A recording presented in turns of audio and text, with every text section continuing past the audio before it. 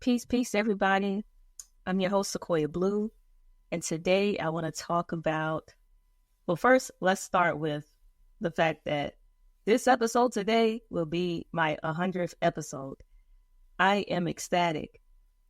I started from humble beginnings, y'all. I started on Blog Talk Radio when I was 23 years old and was a nervous kid. I felt like I was a kid at the time. And I stopped doing podcasting after probably a year podcasting on Blog Talk Radio. And I felt like that wasn't for me at that time. I was like, podcasting is not for me. I'm an introvert. That's not my thing. It's not my jam. But fast forwarding to 2019, it was like something was calling me back to podcasting. And when Anchor came out, if you don't know Anchor, look it up. It's like a podcast in your phone, if you will. Gary Vaynerchuk was talking about it. And I said, I can start talking again. So I got back into it again. I still wasn't consistent until probably 2022 or so.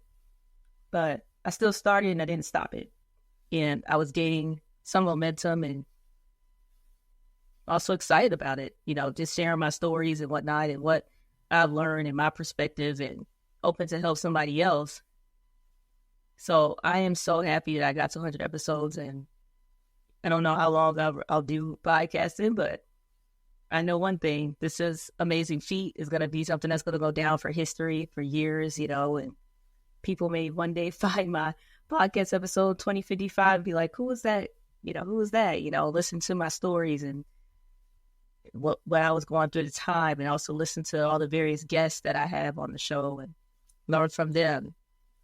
So I just want to say thanks everybody for rocking with me. I still growing, still got a long way to go, but I'm here and I'm grateful for what I have now, and that's all I can ask for. So please share, support, subscribe like you're doing, and I appreciate it.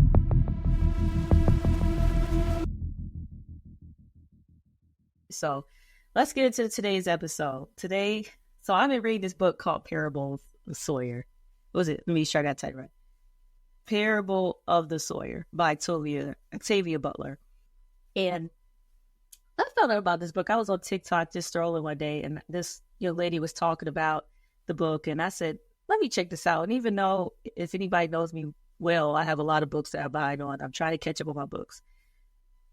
Something told me to basically buy the book and get into it. So I was like, I'll just buy it, add it with my pile, and get to it. So about Parable of the Sower by Octavia Butler. And when I tell you right now, man, it's thought-provoking, chilling. It's a real dystopian novel. She really went into it with this book. So basically, just to summarize it, Lauren is a young lady that is stuck in a dystopian world. And basically, it takes place in a future America where society has essentially collapsed due to climate change, economic disparity, and unchecked corporate power. Sound familiar, don't it? Yeah, that's one of the reasons why the book hits so hard. It feels like a very plausible future, which is both terrifying and fascinating. The world Butler has created is harsh, brutal, but also layered with hope and resilience. That's what I want to dig in today. So let's start with the protagonist, Lauren Olamina. Lauren is a young Black woman growing up in this dystopian landscape, but she's not your typical heroine. She's hyper empathetic, and I can relate to Lauren. I'm very empathetic myself. Like I can feel energies and stuff like animals, people. I can just feel stuff. And so basically, that's what hyper empathetic means. She can physically feel the pain of others. Can you imagine how overwhelming that could be in this type of world? Just having that type of empathy.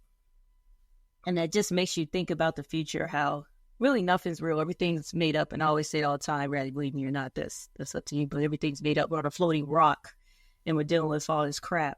So eventually, power, all this power and stuff causes this freaking corruption in this world, which could happen to us really. And it's kind of happening now because everything's so not affordable. The groceries have went up like crazy, so you got to kind of save all your pennies, if you will, and you gotta learn what you gotta learn. Like I said in one of my episodes, you got to be able to have octopus hands so you can God do a little bit of everything, because that's what the world is coming to.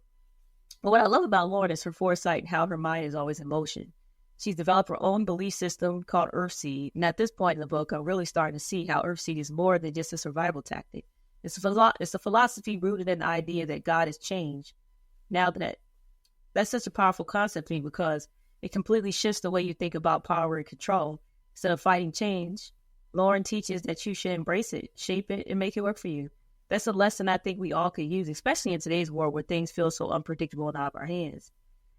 And the crazy thing about Lauren is that she really does question God. Like, I think chapter 1, she kind of goes into like, are we God's toys? Is he just playing with us?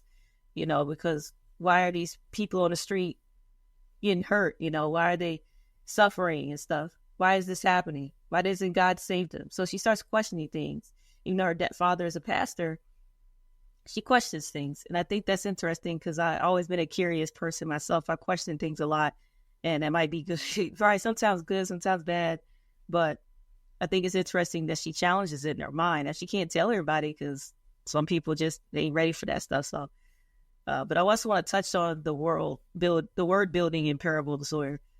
Octavia Butler does an incredible job of making this future world feel eerily familiar. The communities are gated, violence is rampant, and survival is the name of the game. In the neighborhood where Lauren lives, the small sense of security they managed to create is constantly under threat. Honestly, this makes every chapter feel like you're holding your breath, waiting for something to go wrong. But it's not all about doom and gloom. There's underlying current of hope throughout the story that keeps you going. You see it in Lauren's belief in Earthseed, her desire to build something better, even when everything around her is falling apart. And that's really what makes her stand out to me as a protagonist. She's a survivor, yes, but she's also a visionary leader in the making. Someone who isn't just trying to get by, but trying to change the world one step at a time. I mean, I think that this whole concept with Lauren is like, she doesn't want to just sit there and take it. She wants to find a way to make it better. She doesn't want to rely on the government. She wants to see how can we all come together as a community. And that's why she calls them Earthseeds. She's thinking that, hey, let me find some Earthseeds that can help change the world. Because she knows, basically in the book, she also mentioned that a lot of people are followers, and she said you just need one leader and the people will follow a strong leader. It is true. I mean, most people are followers. That's the bottom line. Now let's talk about the themes. This book touches on so many things: climate change, race, gender, religion, and survival. But one of the things that's really hit me so far is community. The idea that survival depends on who you surround yourself with and how you build relationships in a hostile world is central to the story. Lauren's neighborhood is a tight-knit community, but there are cracks in that foundation. And you see how fragile those bonds can be when desperation sets in. What stands out to me is Lauren is already thinking about beyond her immediate survival. She's thinking about the future and about creating a new kind of community based on Earthseed philosophy. And that's what makes the book so timely. We're living at a time where community is both more fragile and more essential than ever. How do we come together when the world is literally burning around us? How do we build something that new when the old systems are crumbling? At this halfway point, I'm just in awe of Butler's ability to mix social commentary with such an engaging emotional story. It's one of those books where you can't help but think, wow, this was written in 1993, but it feels like it could have been written yesterday. And that's how I feel. The fact that Butler was able to predict so many of the challenges we're facing today, from climate change to economic disparity to social collapse, is a testament to her brilliance as a writer and a thinker. By the way, she's underrated. I didn't know anything about her until recently.